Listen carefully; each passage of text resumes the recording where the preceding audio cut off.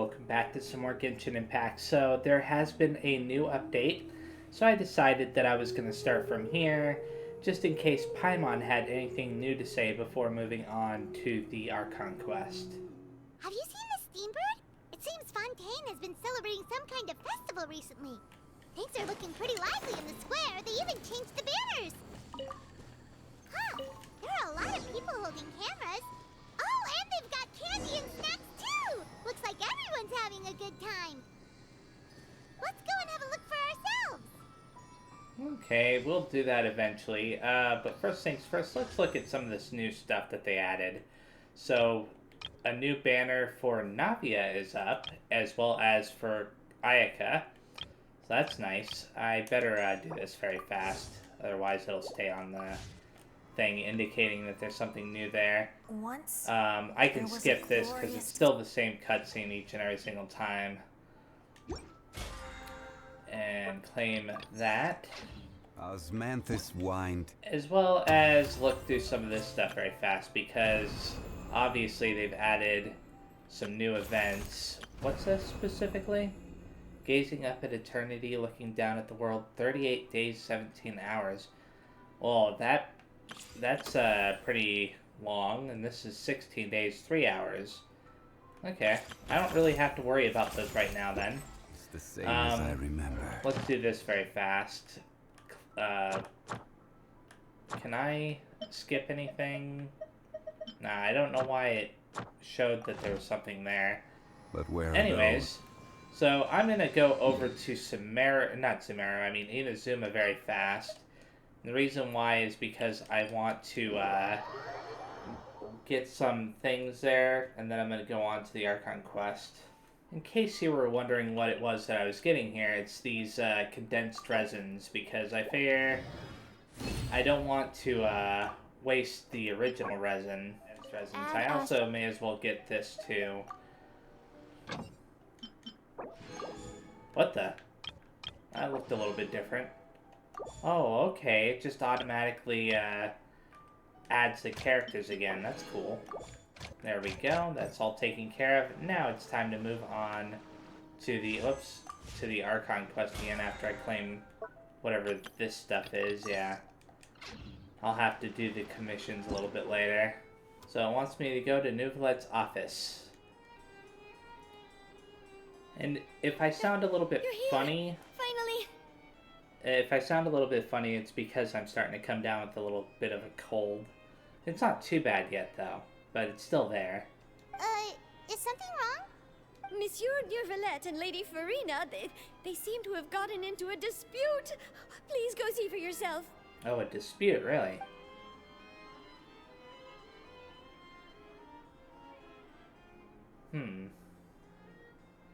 Like I said, I've already explained everything. And yet the problem has not been properly solved. There is little space for excuses between us. It is not my intention to offend you, but please, tell me where you stand. You are the Hydro Archon Focalor, are you not? Look at this. This is a list of the victims from the recent Poisson incident.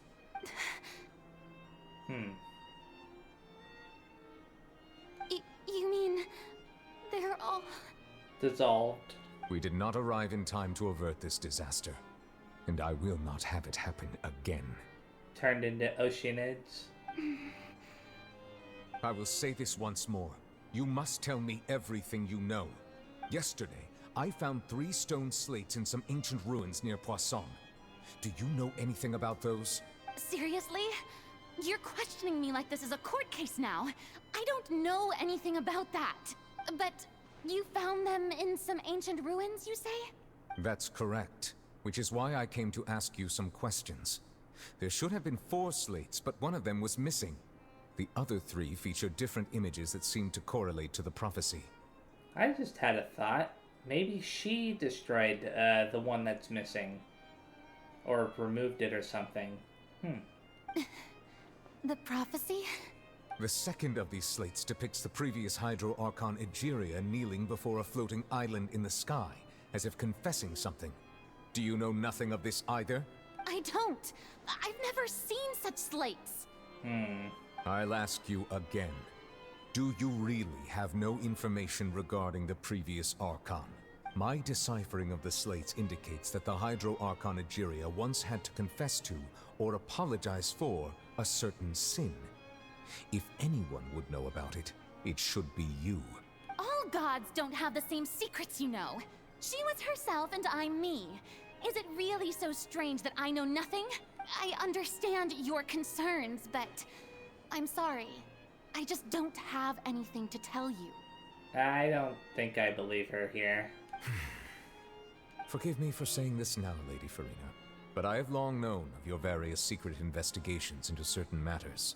There are several indications that you have been investigating the prophecy on the sly. This is not strange in itself, considering that you are the Hydro Archon. But it is strange that you should also claim to not know any of Egeria's secrets, as well as do nothing following your inquiries. You have never been as superficial as you have presented yourself to be, nor are you a fool. And yet, your behavior is very inconsistent.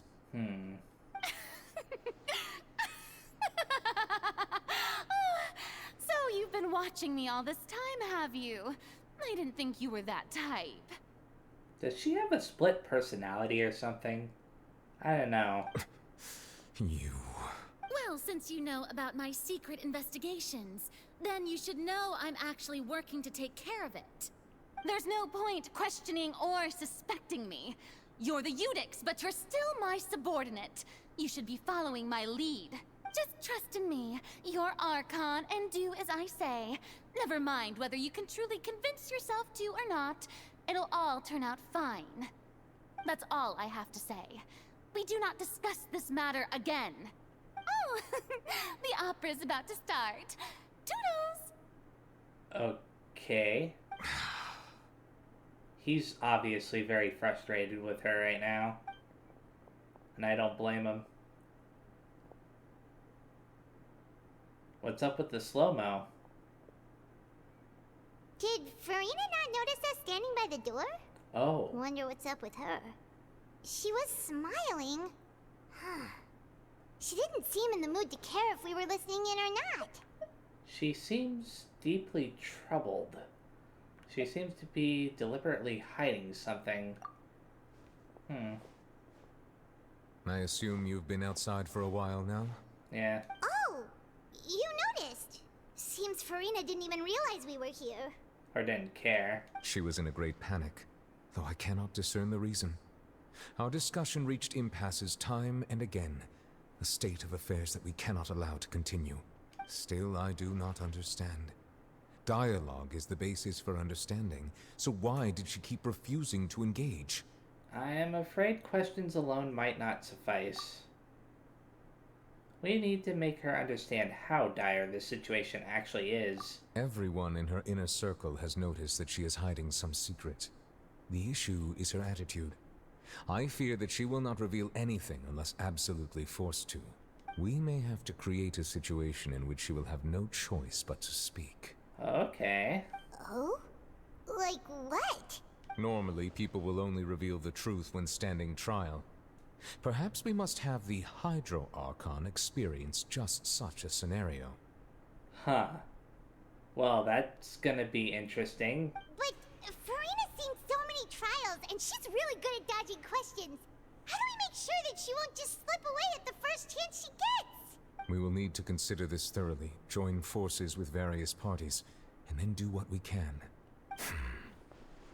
If at all possible, I would prefer to recuse myself from this affair, but we must prevent the prophecy from coming to pass. This may be cruel to her, but all Fontaine is in crisis. The information a god possesses is too precious, and so we must take a chance on this. In that case, we will need help. But who will lend us their aid to do such a thing? Oh, I think I know who to call. Navia, right? A few days later, on a boat somewhere in quiet Pison. Oh, maybe it could be, the Knave. Well, that's everyone, huh?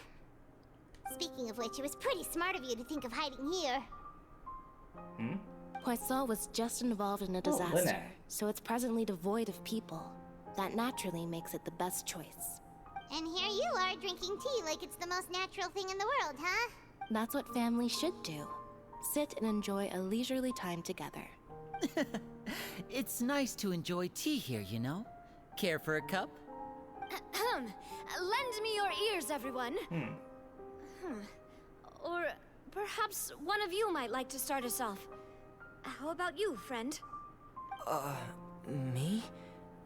No, I don't think I can. Then, how about you, good sir? I fear that I will cause the mood on this boat to become as somber as it is in court. Well then, I guess we're lucky we've got a local like me to organize things. Wonderful, the spotlight at last. I guess I'll be facilitating things from here. That was a little long-winded, don't you think? Oh, you might be right. Anyway, to cut to the chase, our friend here, the Traveler, has brought us together to discuss something. As for what that is, well, let's start by saying that we'll be pooling our efforts together to create a series of traps. Oh, how intriguing. Well, it's just an expression, really. One that I just learned from Chlorand, and used on the spot. So, let's invite her to explain in detail. A round of applause, please. Huh? Didn't you say that you would be facilitating this? Oh, come now. Your work doesn't involve much public speaking, right? This is a good chance to practice. You might even pick up some fancy oratory tricks to impress your boss with in the future. I see. And what does my boss say? He is glad that you consider him your boss. Do go on.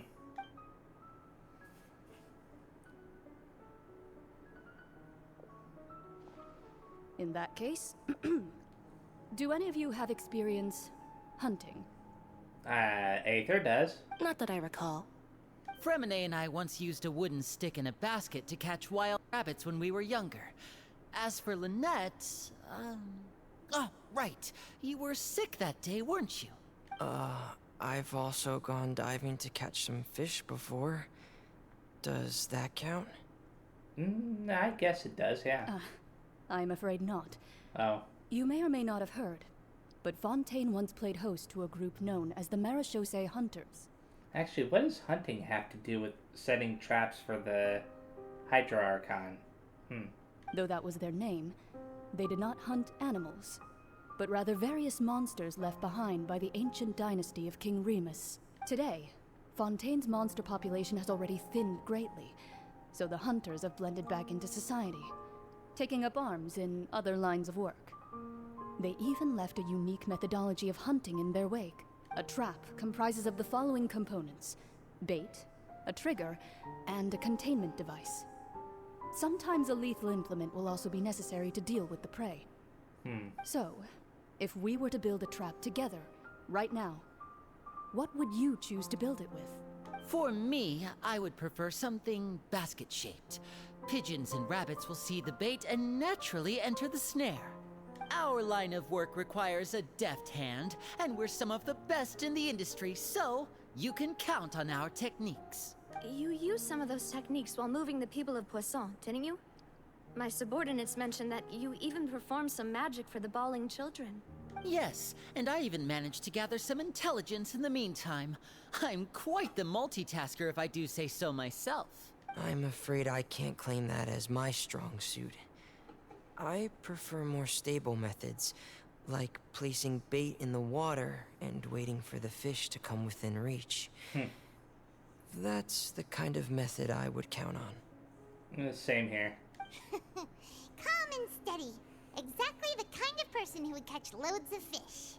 And I can be their assistant. With discretion, I'm sure. I'd probably use some sort of mechanical animal. Papa once bought me some small clockwork squirrels, mice, and such. When placed in the forest, they can attract others of their kind. I remember that you liked those too, didn't you? I did. And that would be a good way to go about it. If they're realistic enough, animals of the same kind will follow them all the way to the trap. What about you, Monsieur Neuvillette? I fear I do not have any related experience. Really now? That makes sense. You usually solve problems directly, without the use of any such tricks. Fair point. But I do have one more question for you, monsieur. If we were to create a trap now, how would you design it? I would like for it to be effective, but bring no harm to the prey. A more gentle trap would be ideal. Kind, as always. However, our intention doesn't necessarily change the containment device and the type of implement we need. If we wanted to kill the prey in one strike, we would need a powerful implement. However, that also goes for prey that must be captured and safely contained. Wait, why's that?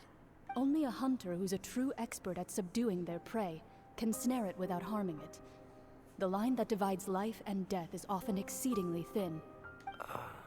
So are we going hunting together? Huh. We hadn't thought of seeing ourselves as hunters. It kinda works, but maybe it's still not the best metaphor. If our means of capturing and dealing with our prey is to put them on trial, then the hunting metaphor is actually quite accurate. But we shall require much more courage than any hunter to judge a god, a being whose seat is an exalted throne. That's right. Oh, so that's what's going on. Sounds very interesting. Claren's hunting metaphor was just that, a metaphor.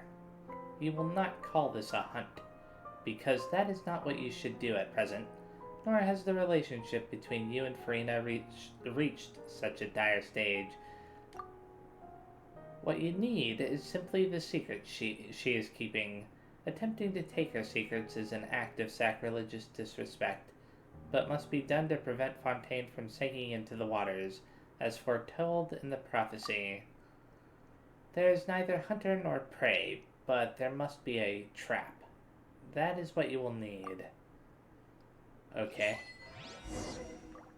So now it wants us to go to the Spina di Rosula.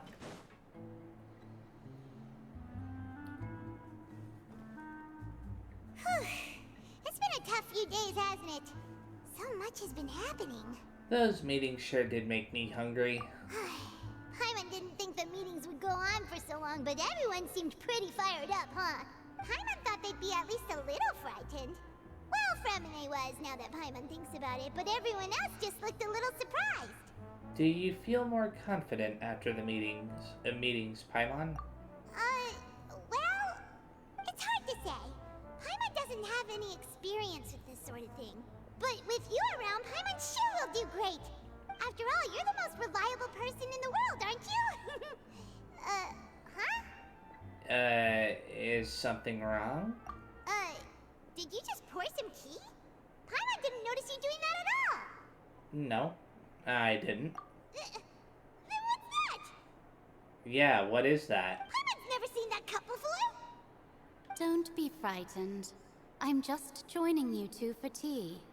I merely refrained from saying anything till now. Okay, mysterious ghost person. Who's that voice? But there's no one here. Aw, have you forgotten me already? Wait a second. That voice sounds very familiar. Is that Yai Miko? Wait, you are familiar. You're the voice we heard from the sky in Sumeru. Okay, maybe not. The voice from the sky, I fear that description is wrong. Though, not completely wrong. You're feeling lost now, just as you were feeling previously. I sensed that confusion and thus came to you. Guiding people is an irresistible hobby of mine, after all. Who are you, and what do you want with us? Consider me a passerby, just accepting a commission from my friend's disciple on a whim. Friend's disciple? So, this is one of the friends of Mona's master? The enigmatic N of the Hexen Circle? Allow me to ask you, will Fontaine's prophecy come true? The prophecy. Yes, what has been prophesized will be fulfilled. You may view such things as the history of the future. What? Then is there any way we can stop it? I believe you have witnessed a failed attempt with your own eyes. Can everything in Tevat so easily be changed? there it is again. Fate. Can there really be no exceptions? Ah, so you've caught on. Just as prophecies are usually only the future as seen from the perspectives of the gods, could things be happening in hidden corners where the gods' gaze does not fall? Are the things that you shall see different from the fate that the gods perceive? Huh. What is she talking about? It all sounds really impressive and important and stuff, but it also sounds kind of scary. The tea in the teacup is just about gone as well. I believe that you understand, right? Some things are insignificant, but others you must reach out to change. Ultimately, fate shall serve as your only guide, no matter what will happen in Tevat's future. All you need to do is to play your part. This was good tea, by the way. Thank you for your hospitality. Well, that'll be all for today. The voice. It's gone. Mage N. Is this the clue you're leaving for us? The unexpected news leads to complicated feelings. When you wake up, someone seems to be outside. What? I want to hear someone talking. Alright, coming. You're getting more diligent, Paimon. Hey, it's you who's getting lazy, okay? Well, I see I've walked in on some lively banter. Mona! How have you been these past few days? Fine, just fine. I went to take part in that Steambird panel. It turned out to be more interesting than I expected. Not all Fontanians are pessimistic about this. One journalist mentioned that sitting around and waiting for the end to come would be wrong, and that they should make their own rescue preparations. I agreed, so we had a brief chat with her. Did she have pink hair by any chance? Charlotte. Why, yes, it was Charlotte. You remember her, right? That daredevil journalist? I'm in full support of her view. Prophecies are very important, but how can people allow their lives to be commandeered by just a few words? That's right! Paimon's glad to hear something sensible for once. Ah, yes. About what we had discussed before. I did try, but I'm afraid I couldn't reach the old hag. I'll try again tonight, but I wouldn't get your hopes up. Actually, someone already came over. Huh? You tell Mona about your mysterious guest. Goodness gracious. Are you serious? I believe she came to pass a message to us. She said that even the god's gaze has blind spots. Pretty bold if you ask Paimon. Most people would believe the gods to be all-knowing, right? The Hexen Circle members are certainly anything but ordinary. As for the mage named N, the old hag has mentioned her a few times. She said that N's sense of direction is incredible, and that she loves guiding those who are lost. But I've never met her, and if she were still alive, she'd be... well, suffice it to say that the hag's at least a few hundred now, and N's been around for longer than that. Whoa. The Hexen Circle sounds like a scary group. But they must really stay in shape to live so long. Their abilities alone are pretty terrifying. If she came to see you personally, then the problem you're facing must truly be of great importance. If I'm understanding things correctly, Aether is also really super old, right? Like 500 plus years old or something? I could be wrong. Well, it's not like Paimon could understand anything she said. Yes, she was quite cryptic, but I suspect she means that there is still a way to turn things around. She didn't say when or what that would be, though, so perhaps it is something that you cannot know right now. True, her words were meant as a helpful hint, but when will we realize their value and meaning? Was that the best answer that my question could have gotten? Traveler, Paimon, are you two all right? Oh, we're fine. We're just a little down right now. It kind of feels like the end is coming, you know? I see. I feel that same sense of desperation, too. I guess you could consider me someone who has often witnessed fate. So far as I have seen, it cannot be swayed. But even so, I still hope for, and believe in, miracles. Astrology is eternal and rational, but fate may not be. It is cruel, but it can also be beautiful. Perhaps that's what En was trying to tell you. Not to lose heart, and to believe that what you are seeing playing out before you is not yet set in stone. I did originally think of steering clear of all this, but I couldn't. Even if this is all futile, I still wish to help everyone. If we don't struggle to the last, then how can we face the end when it comes?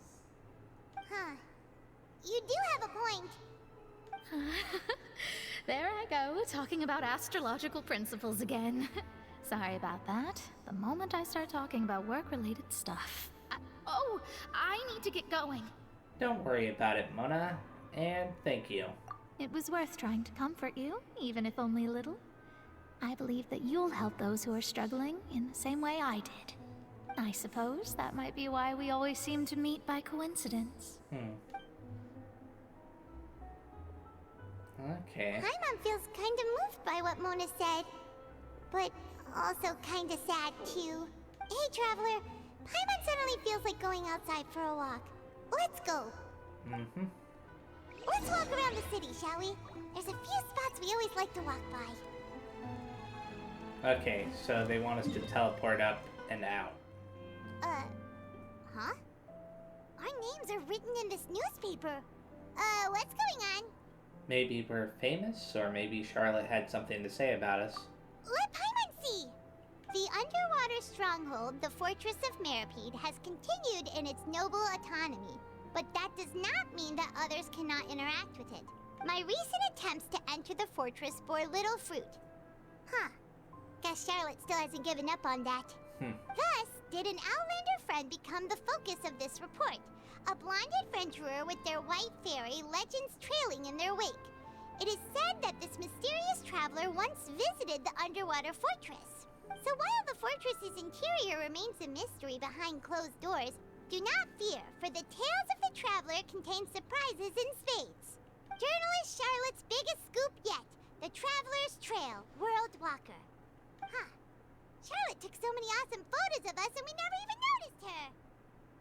She hasn't been able to get a hold of anything at the fortress, so since we're easier to find, she's using us as the subject matter instead? That sure seems to be the case. I wonder if we'll get to see any of these pictures. Ugh, seriously? Well, fine. Those headlines and photos do look cool, so Paimon will forgive her this time. Okay, next up is a place that's not too far away. We're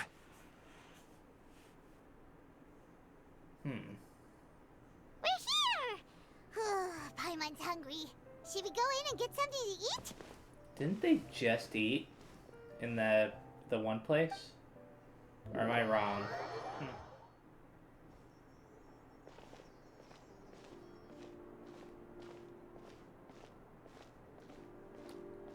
Hey, quick! Look! That's the limited edition, only 16 slices a day Oh, cake! I thought she was gonna point at a person.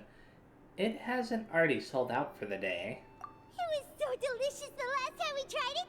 Despite the tense situation we were in, let's give it another go. Paimon's sure it'll be great. We can't let anyone get ahead of us. One slice of cake, please. Hahaha. Someone showed up after all. Oh, wait, you're the one from the Palais Mermonia. Oh, are you here to buy cake too? It seems Monsieur Nervalette was right. You really can eat. Wait, did he really say something like that? That's right. Even he has his own preferences when it comes to food. As for me, I love the cake and coffee here. Do you come here often? Usually every day. Every day? It's part of my daily schedule, apart from work. I shall have my cake and coffee. Then what if someone told you one day that this place would be closing soon, and you wouldn't get to eat cake here anymore? What would you think? Why is she asking that? But why would it close? Well, Paimon doesn't know either, but maybe the waters will rise tomorrow. You know, like in the prophecy. You know, for a second there, I was starting to get a little bit freaked out. I was like, wait a second, does Paimon know what's going to happen? But, nah, she's just guessing at this point. Oh, the prophecy. To be honest, I haven't paid much attention to that. No, still, even if there'd be no more cake tomorrow, that wouldn't keep me from having some today. No, it's the same for eating in general. You might not be able to eat tomorrow, but if you can do so today, then you should carry on. That's what people call living, you know. That's very logical. Huh. Don't be sad.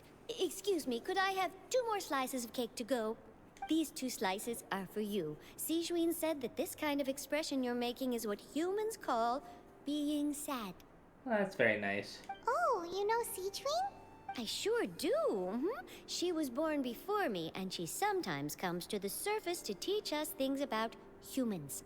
She said that humans are creatures that are saddened easily, yes, and you can only lift their spirits by feeding them delicious food. So please try the cakes here.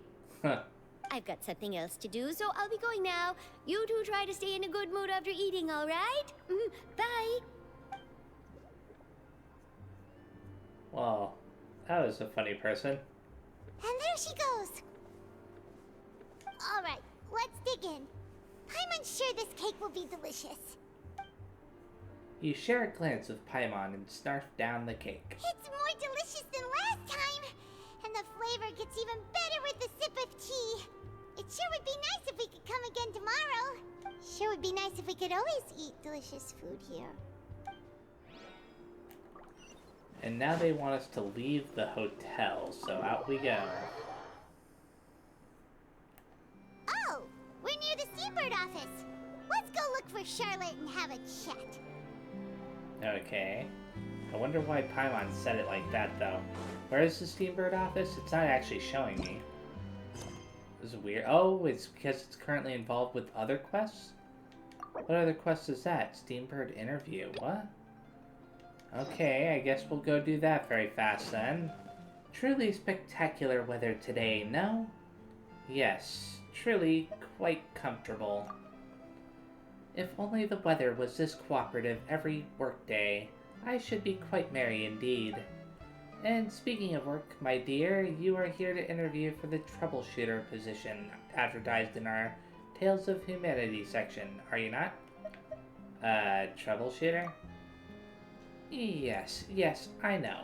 The name troubleshooter is simply too... I don't know how to say that. And unbecoming of the standards of a publication such as ours. Yes, Ethan has substantial room for growth when it comes to coining new words. Putting that aside for the moment, would you like to know how I was able to correctly ascertain that you were here for the job, and not seeking to ask help in our Tales of Humanity section? Observation. Every citizen who comes to the Steambird seeking help appears anxious and jittery, but you, your steps are relaxed, your expression calm. Ah, those who are fortunate are all the same. Those who fall victim to misfortune all have their own woes. But you needn't worry. Those who seek assistance from others via Tales of Humanity haven't run into any serious trouble, so it shouldn't be hard to handle. Have a look at this batch of commissions. Oh, this is the whole, yeah, I know what that is, the reputation thing. All you need to do is find some time every week to read through the submissions to Tales of Humanity, pick out a few commissions you'd like to handle, and come find me to collect your payment. Some commissions are so drop-dead simple you wouldn't believe it, but you shouldn't underestimate the value of your work. For us, the problems in their submissions may appear to be easy and insignificant, but for the readers submitting their problems, they are like a splinter under their fingernails, impossible to remove or ignore. If we can help them extract these splinters, then in addition to the monetary rewards, you will also receive the respect and gratitude of the people, and your reputation among the citizenry will increase over time. When that happens, I will give you more complicated and important jobs. Hee hee. Help everyone to achieve happiness and be a lighthouse illuminating humanity. Such is the calling of our paper. Such are the feelings and aspirations of every publisher. No need for an interview? Interview? Your interview was complete before you even arrived.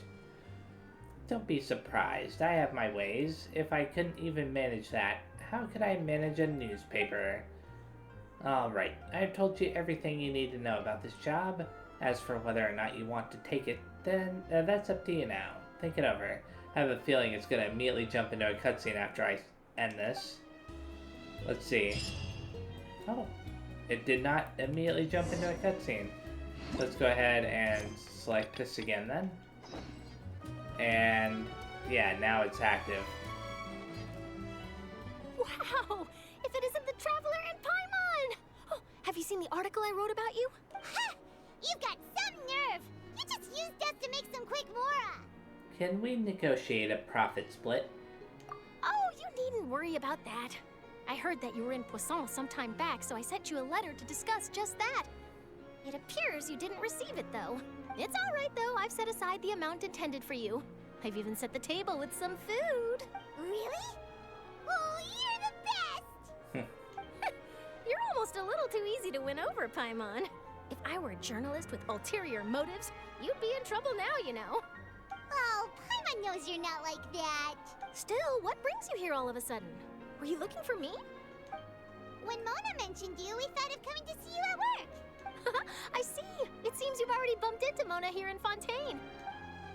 So she mentioned me? What did she say? She said that you're a real daredevil of a journalist. Nice. In which case, can this daredevil journalist dare to request an exclusive interview with the legendary Traveler and Paimon? Hasn't she already gotten interviews from them before? Huh? So your article in the paper today doesn't count? Oh, of course it doesn't. That was more like live photography. What I'd like to do is dive deeper and ask you to talk about the things you've seen and experienced. You seriously want to interview me? Yeah, are we even qualified enough? Why not? If I say you're worth an interview, then you're worth it. But not right now, of course. I'll need a few days to prepare. Oh, in that case, we'll just chat when you have the time then? Oh, so that's a yes? Ooh, splendid! I'll tell the editor-in-chief immediately. I'll have to apply for lighting, a venue, some props, and... Whew, so much to get done now. Talk to you later. Okay, see ya. Wait, Charlotte, Paimon's still got a question for you. Oh. And what's that? If, just for example, Fontaine were to be flooded tomorrow, what would you do today? Why does Paimon keep jinxing it?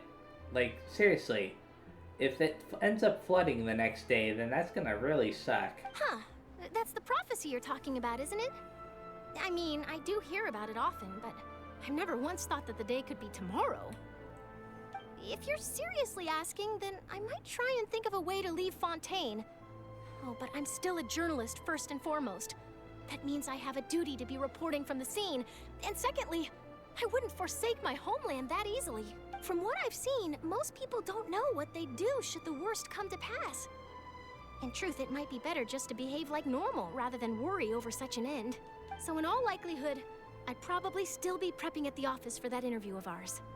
I know what you're thinking. That sounds a bit sad, but I've always believed that it's best to do what you enjoy. Just think about it. If this nation really were to be suddenly destroyed tomorrow, but I still successfully finish an exclusive interview with a truly unique person, then the story I would wind up writing would truly be timeless. If anybody could actually read it, sure. And then do you know what I'd do? Well, I'd write that story, send it for printing, and use messenger pigeons to get copies out to the various nations as soon as possible. Okay. I'm not a dreamer, nor am I a workaholic, but I do love my job, and I'd be proud of leaving such an article behind. I guess you could say that I was born to be a journalist. But anyway, that's my answer. And on that note, I'll get back to my preparations. That's so nice. All of a sudden, Paimon actually kinda envies her. Anyway, let's go and take a look at the sea, shall we? Okay. I'm gonna do that in the next video, unless it forces me to go there. It's probably forcing me to go there.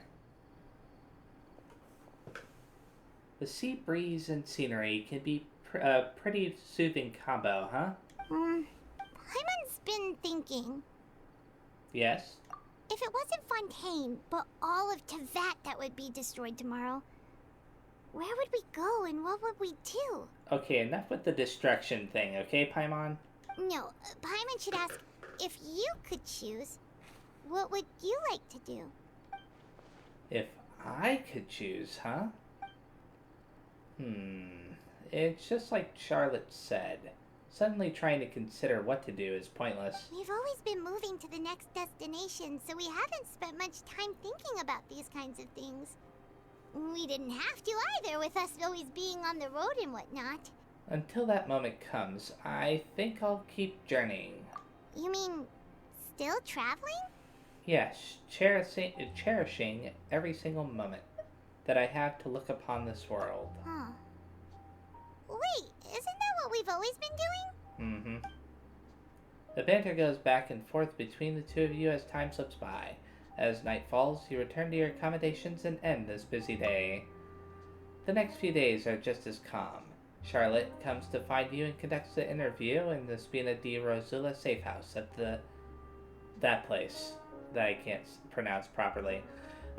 So yeah, it didn't get destroyed or whatever the very next day. Navia, having finished her business in Poisson, even drops by to take a photo with the two of you. All goes well.